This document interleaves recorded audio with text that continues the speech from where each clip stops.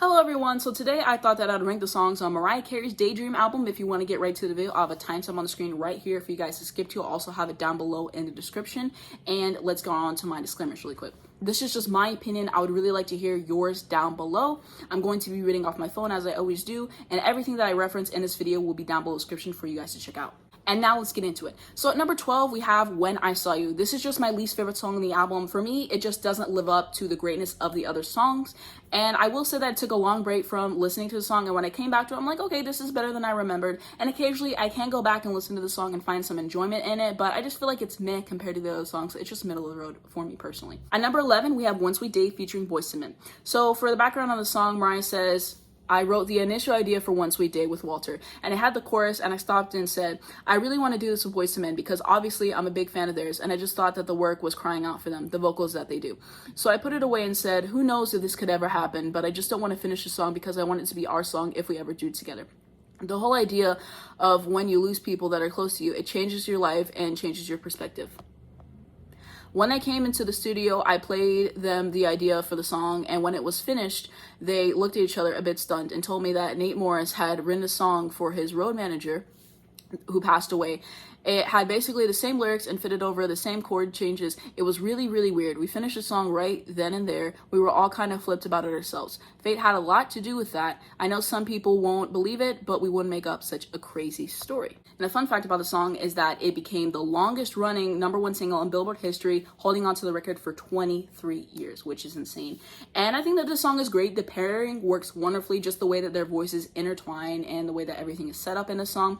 And I think it's just here just because of what the song is about, and I just don't find myself wanting to listen to it as much as the other songs. I still really do enjoy it, but that is my thoughts on that song.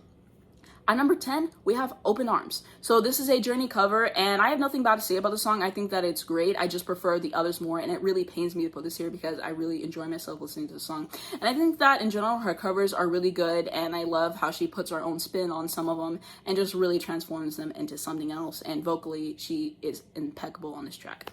At number 9, we have the Daydream interlude, the Fantasy Suite dub mix. I think that this is a great moment. I think that she really is great at interludes and reprises and where to put them in the track listing. She's just a master at album sequencing. That is so, so important, and I can tell that she is so involved in that, and I really appreciate that.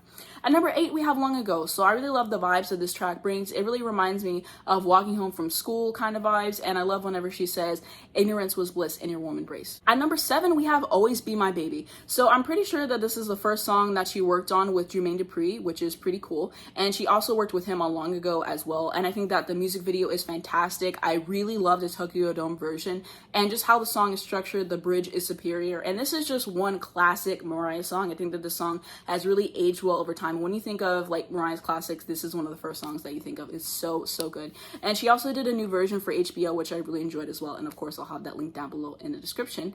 And yeah. At number 6, we have Fantasy. So I really love the intro to the song. I think that it's fantastic, just the way that it eases you into the song and just the vibe that you get listening to the intro alone. And the song is so much fun. That's what brings me back to the song, and just the way that everything is set up, we really love it. And I think that she did an amazing job directing the music video herself, and it really encapsulates the energy that you get when you do listen to the song. And I really love the Madison Square Garden version, and I really recommend watching that whole concert if you guys are interested. I really enjoy myself. I think that it's great. And fun fact about this song is that it is the first single by a female artist to debut at #1 on the US Billboard Hot 100. At number 5, we have Melt Away. So I think that this song is beautiful. I really love the vocals at the end, and my favorite lyric is whenever she says, you and me in a cloud of reverie, spin around inside my head unendingly. Thoughts run wild as I sit and rhapsodize. Pretty pictures of what I do if you were mine. At number 4, we have I Am Free. So this song really reminds me of a carousel, where it's giving me like being in the cloud vibes. Just the way that the production is set up is very lush, and I really love it. And the vocals are some of her best on the album. She just really goes off, and she just really shows how talented she is as a vocalist on this track particularly, and I love this song so much. And my favorite lyric is whenever she says, once I was all so alone, unsteady and cold, but your love rained down upon me, washing away uncertainty. And I was watching this Audible interview, and someone asked her about the song, and she said what it was about was a spiritual freedom that I felt. That's what the song is. It's like my saving grace in that way, because it's holding on to faith and to God no matter what you're going through. One of my favorite things with that song was recording the background vocals. At number 3 is going to be Looking In. So this song is so haunting, it's really eerie, and it is incredibly honest, and it is very personal. And she said that she actually got in trouble for writing this one, interestingly enough. And the song was actually written alone by her in 15 minutes. And Mariah Carey is just an amazing lyricist, and she does not get enough credit for how amazing her lyrics are, I will say that. And my favorite lyric is whenever she says, well, here I am for all of them to bleed, but they can't take my heart from me, and they can't bring me to my knees. They'll never know the real me. And about this song, she says, it is a very personal song, but it's more about a mood. We all go through different moods. You can't always feel happy. It's showing a different side. When you are in the public eye, people seem to think they know all about you. They form a perception which often bears little relation to the person. At number 2, we have Forever. So its lyrics describe a situation where the protagonist knows her relationship with her lover has withered away. However, he will continue living in her memory forever. And I really love the background vocals for the song particularly. They are very reminiscent of the 60s, which I love. And the instrumentation on this track is spectacular as well. The percussion is great. And my favorite lyric is whenever she says, if you should ever need me, unfailingly, I will return to your arms and unburden your heart. And now into my favorite song, which is going to be Underneath the Stars. Now, this is one of my favorite Mariah Carey songs of all time. This song is so, so incredible.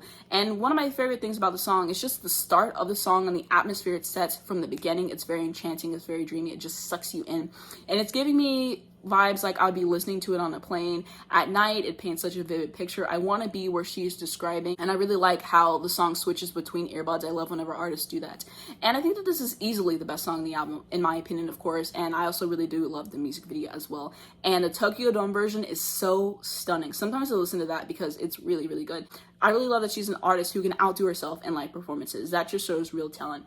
And about this song, she says that it has a real 70s vibe. We even put those scratches you hear on old records to give it that kind of flavor. It was a good place to start because it got me into the head of making an album that was more R&B, more in the vibe of the Minnie Riperton era, which has always been an inspiration to me. And that's going to be my ranking of the album. So I forgot to put my ranking on the screen next to me doing the recap like I normally do. So here it is. And of course, this is just how I'm feeling right now about the songs. In the future, I could change my opinion. Maybe I'll like certain songs more than others, but this is just how I'm feeling right now. And now let's get on to a fun fact about the album. So I saw this tweet from her and she says, my executive assistant at the time thought it was a ditzy title for an album. I'm glad I didn't listen to her or the rest of the corporate morgue. All I did at the time was daydream, sing, and endure a lot of bleakness. It remains one of my favorite albums to this day. So my thoughts on the album overall, I feel like it's very solid. She really sticks to the theme of daydreaming, and just the lush production really takes it to another level, and it's amazing. And I watched this video a little while ago, and it was a analysis of the album, and I recommend you guys check it out because I really enjoy myself. And this comment really stuck out to me. And they say, to me, this album is a nightmare masked as a dream. She concocted this dream world in her head to escape from the painful reality of what was going on at the time. She was in a horribly abusive relationship with Tommy Mottola, the president of her record label. To me, the album starts as a blissful, jovial daydream until the end, when looking in really shows you what's really going on and how much of a dream world she's in. I just really appreciate that she really knows how to do a concept album. She really focuses on the track listing, incredible lyricist, singer, and she's the whole package. Her discography is so consistent, and yeah. Also, the Grammys robbed her for this album. She had 6 nominations, I think, and she didn't win any of them. Like, that is not... That's messed up. How does she only have 5 Grammys? How does she only have 5 Grammys? The Mariah Carey only has 5 Grammys, and she's never won Album of the Year. They're tasteless. They're tasteless. And yeah, that's going to be it for this video. Thank you guys so much for watching. If you did enjoy it, please just leave a like down below. You can also hit the subscribe button right down below if you would like to see more videos like this. And then if you hit the bell, you get a notification to your phone every single time you post. And down below, if you guys want to leave more facts that I might not know, rare facts. I've done a lot of research on Mariah Carey, but I would always like to learn more facts about the album, more facts about her in general. I think that would be really interesting. And more video concepts that you guys would like me to do around her, that would be cool as well. The first link down in the description is going to be my second channel. You guys could subscribe to that if you want to see more of me. I also do have a Twitter and Instagram for you guys to follow me on as well as some information to help people on death row. And there has been a rise in Asian hate crimes due to the pandemic. Stop Asian hate. I'll have some information in the description for that to educate guys on the situation if you can help also. And if you guys have any other resources that can help other people that I should use, comment them down below. Let me know so I can help more people. And yeah, thank you guys so much for watching this video, and I will see you in my next one.